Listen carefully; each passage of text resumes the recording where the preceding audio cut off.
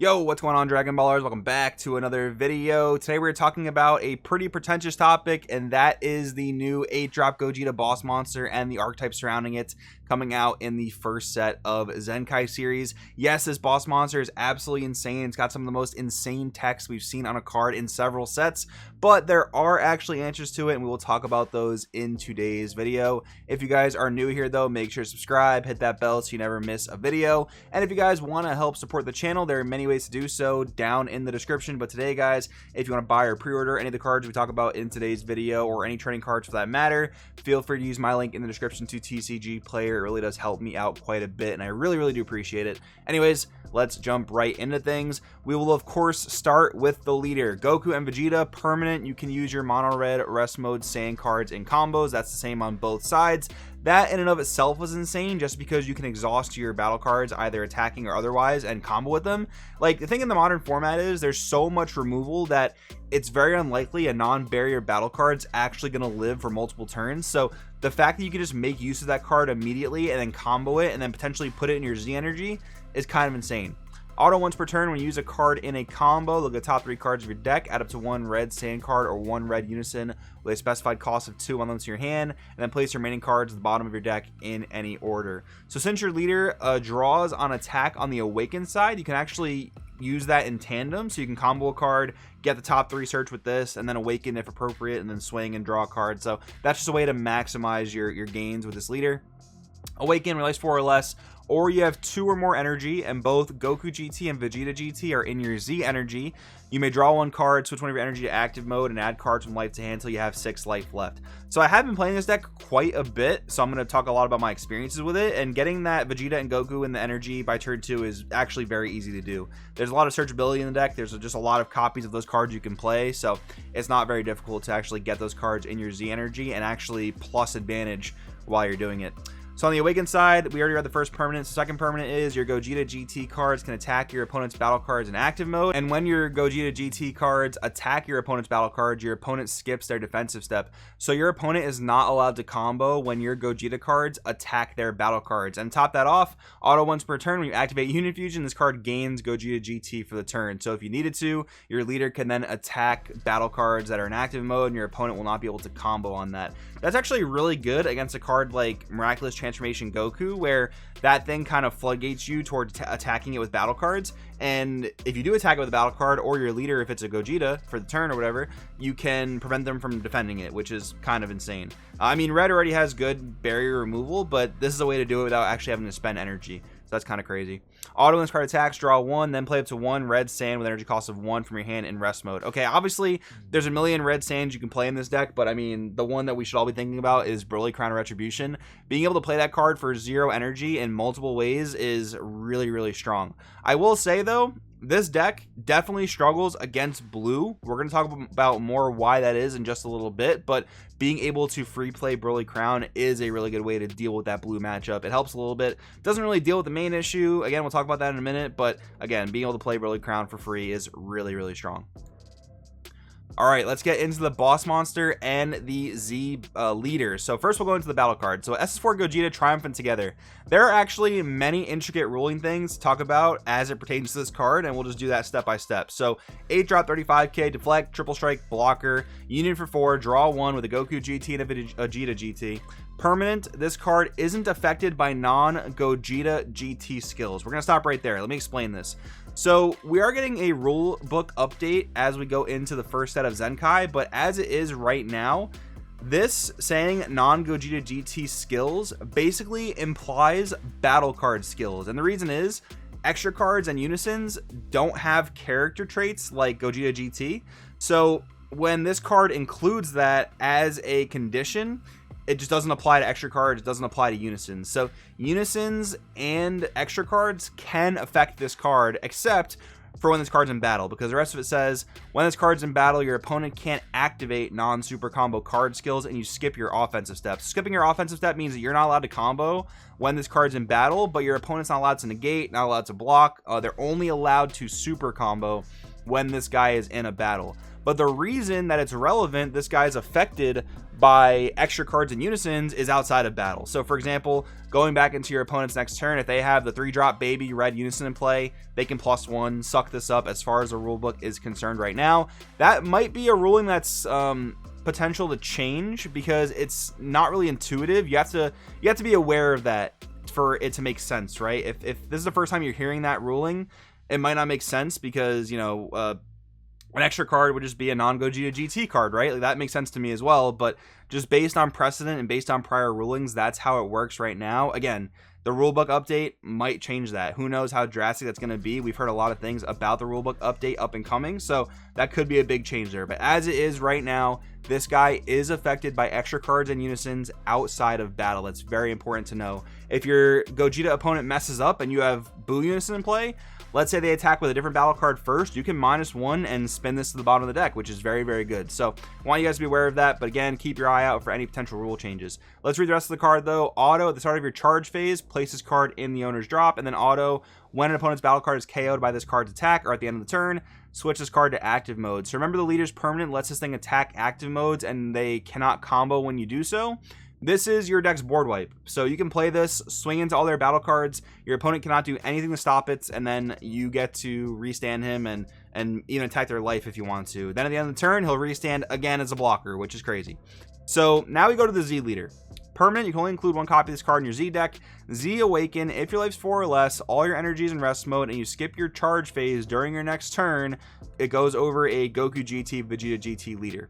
So let's talk about skipping the charge phase. If you guys didn't know, the charge phase is where you draw your card for turn, it's where you restand all of your resources, and it's where you get to charge your energy.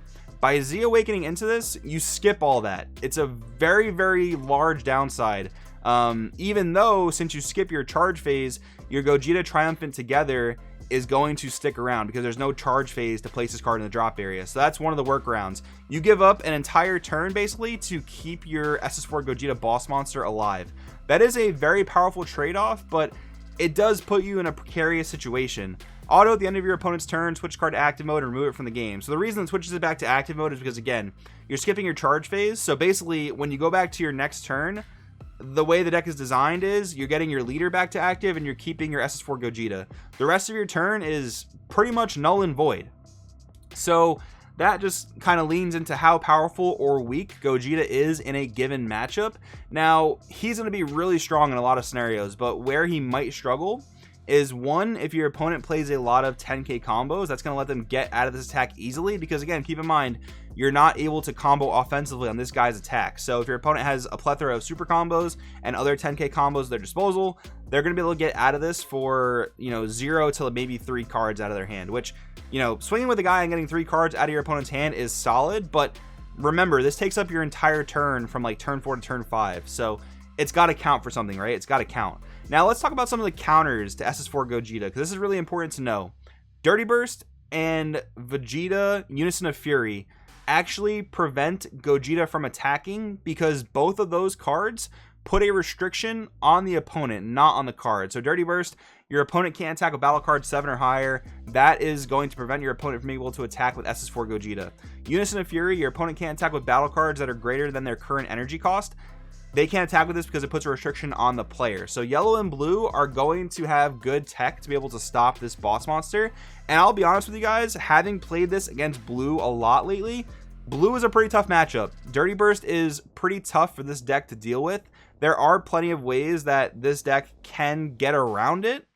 And being able to play Builder Count for free is one of those ways. Also, leaning into Divine Presence Goku is another way. But at that point, if the meta is going to be full of blue, do you even want to play a deck that's dedicated to this boss monster?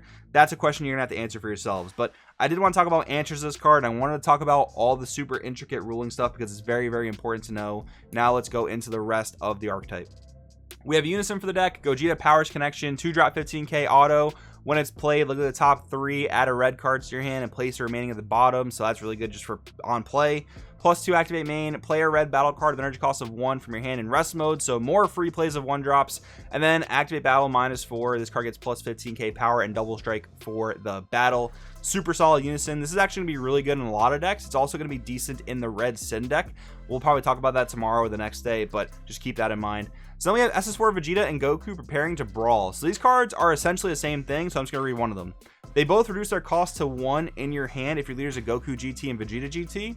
Auto, when this card is played, draw 1 card, switch this card to rest mode, then place this card in your owner's drop at the end of the turn. And then when this card's using a combo from your battle area, draw 1. So you may see a lot of people playing Fearless Pan in this deck because when you combo from the board, you draw 1, and on play, you get to boost a guy by 5k. That's all well and good, but these cards are basically Fearless Pan on crack. Play them, draw a card, combo them, draw a card, then they go to your Z energy.